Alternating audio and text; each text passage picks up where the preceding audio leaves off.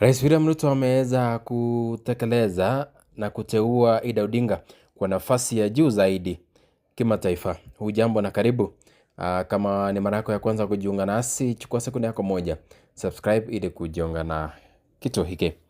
Habari kubwa leo ni kuhusu uteuzi wa diplomatic uliofanywa na Rais William Ruto, ambaye ameweka mbele jina la Canon Dr. Ida Odinga kwa nafasi ya juu sana katika Umoja wa Mataifa.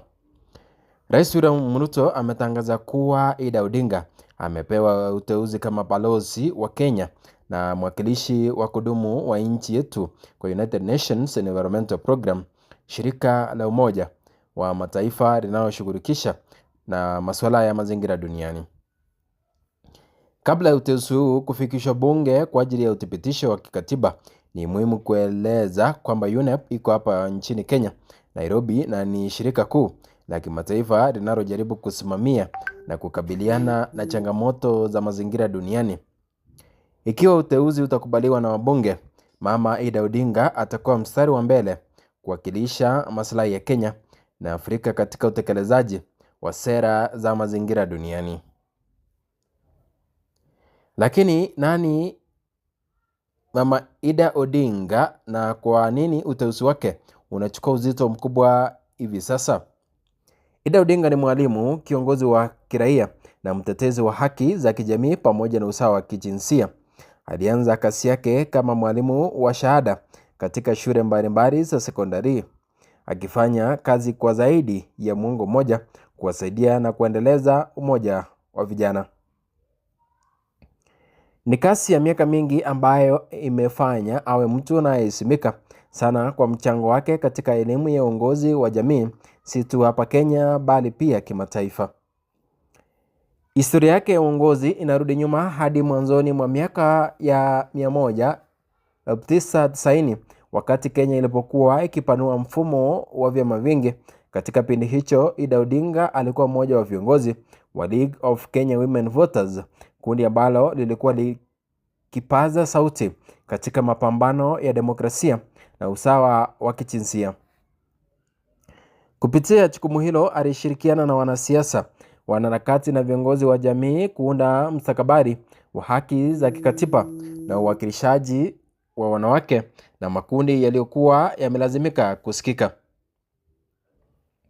Mbali na kazi yake ya kijamii, Mama Ida Odinga pia amechangia katika sekta binafsi, akiongoza biashara za familia na kuleta uwekezaji katika uzalishaji wa nishati kama vile uzalishaji wa gesi ya kupikia, jambo ambalo limeonekana kuchangia ukuaji wa sekta ya nishati hapa Kenya.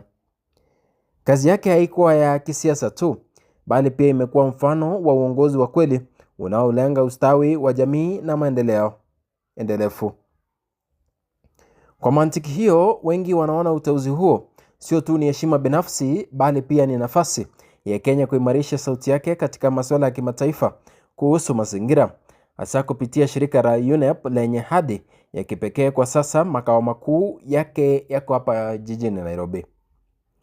Ofisi hii ni muhimu sana kwa Kenya, kwani inatoa fursa ya kuongoza mjadala wa kimataifa kuhusu hali ya hewa, uhusiano wa binadamu na mazingira, na sera za kudumu za usimamizi wa rasilimali za dunia.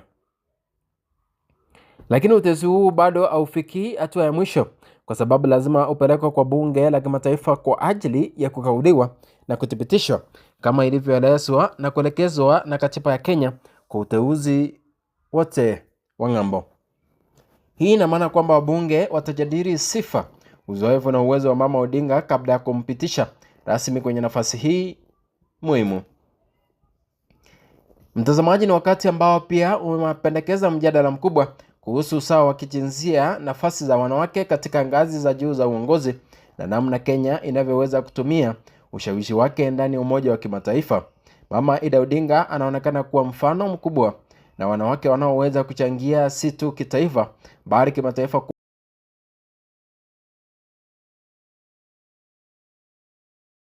mustakabali wa mazingira na maendeleo.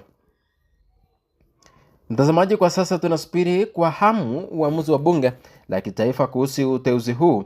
Je, Kenya inapata nafasi ya kuendelea kuongoza ajenda za mazingira duniani Kupitia mtu mwenye uzoefu mkubwa kama Mama Ida Odinga, tutakuletea habari za kina punde tu bunge litakalopitisha au kikipinga uteuzi huu. Kwa sasa ni habari inayofungua mlango wa mjadala kuhusu uongozi, sera za kimataifa na nafasi za Kenya katika masuala ya mazingira duniani. Asante kwa kuchunga nasi. Hiki ni kituo chako Sam TV.